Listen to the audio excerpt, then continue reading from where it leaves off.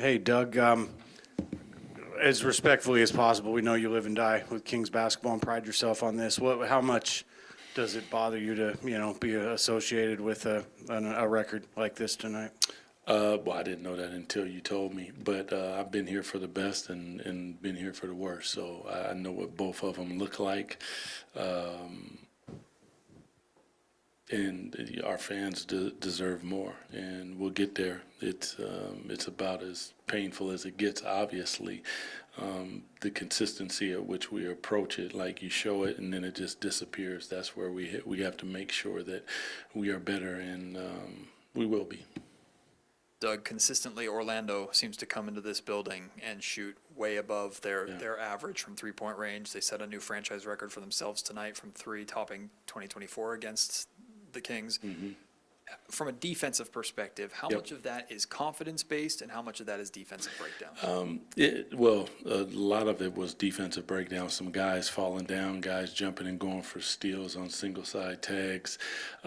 This was a big protect the paint game because they are big and they go hard in the paint, obviously, with Paolo, with Wendell Carter Jr., and Wagner coming in off the bench, and even Isaac, the size that they have. But the ability to, two hot guys over there, meaning that you have to make sure that you arrive on a catch, make sure that you make them put the ball on the deck and get inside the three-point line. But what I will say is that it's never a game plan not to close out, close the space, contest the shot. And there were many, many uncontested shots. And that's where it probably hurts the most, because we don't practice that, and the guys, they definitely know that. We got stick hand. We want to make sure that we close. There are some people that you want to shoot, and they're open for a reason. They don't really have guys like that over there. Not all of them are hot guys, but one thing that you do know in this league is everybody can make a shot, and once they start making some shots, everyone all of a sudden gets confidence beyond what it is that they shoot. And after a first quarter that was, really good, up 10, only 2 points in the paint, they start to shoot the lights out. And even like talking to some of our younger players, you have to know once a guy hits a shot, you have to get closer to him. It's just an absolute must. This is something that is totally unacceptable, but we'll go back, we'll look at it. We know that you don't, at the same time, you don't overreact crazily trying to take that away and then you give up the paint. Paint is, especially the shell, is the most important thing, making sure that we arrive there. Bain is a monster shooting the ball, but Paolo made shots tonight. I mean, they all did. Jalen started it off, knocking down a couple, and then obviously De Silva and Howard off the bench knocked down some threes as well. Doug, you had 10 points in the fourth quarter when you handed the game over to the young guys. Yeah.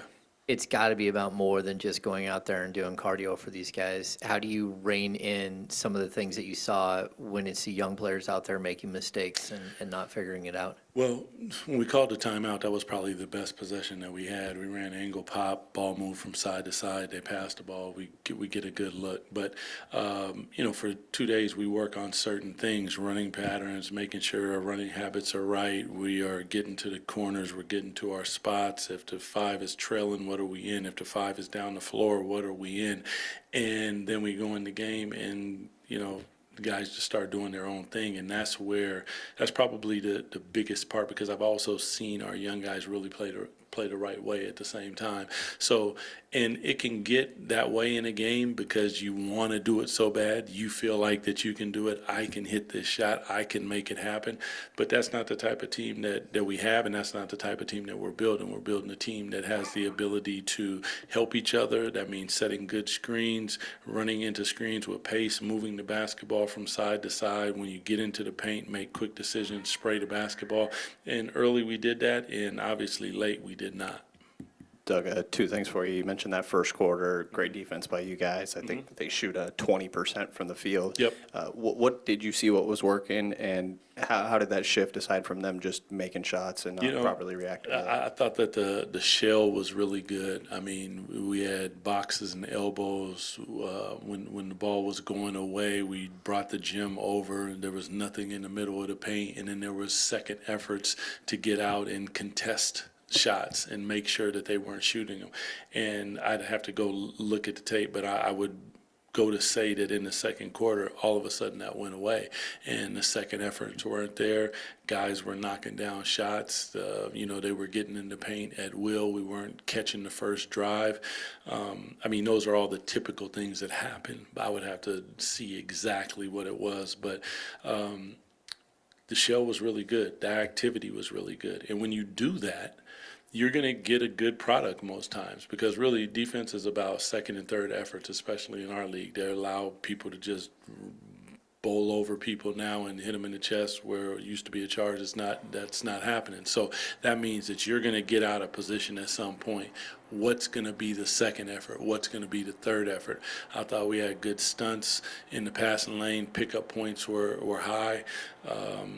And then just slowly just fell off from there. Well, I wouldn't even say slowly. You go from 18 to 46. That's pretty crazy.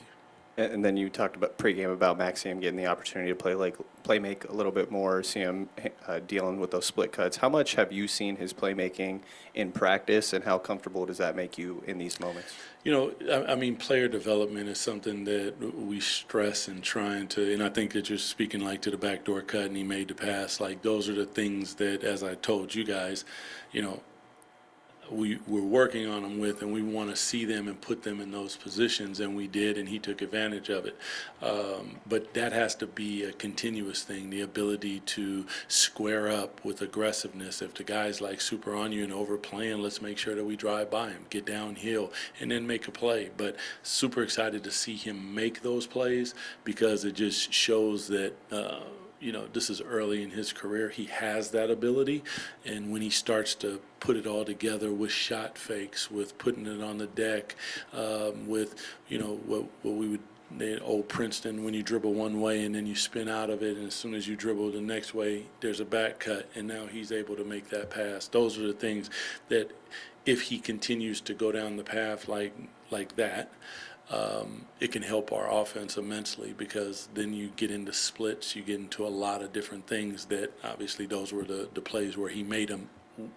I had to call that play, but we want to get to the point where we read that on our own. Hey, Doug. Just earlier you were talking about how you've been a part of, obviously, the best era in Kings history, and then obviously now coaching on the other side of that. Mm-hmm. Nobody wants to be a part of the losing side, but I guess my question to you is, how much of your desire to win stems from the glory days in the early 2000s that you as a player with this team? I mean, and again, I just want to reiterate, I understand that every coach wants to win, everybody wants to win, but for your desire, for you personally, how much of that stems from just kind of wanting to get back to where this team was? First I would say that as a competitor, I try to win in everything that I do. The pain that I felt here was something that, in my opinion, it can affect your life in many ways. And, that was a difficult thing for me, knowing that you have the best team and you don't get there. So a lot of that is definitely part of what drives me every day to get up to, because I know what can happen here. I know what it looks like. I know what it feels like. I know how proud these people are.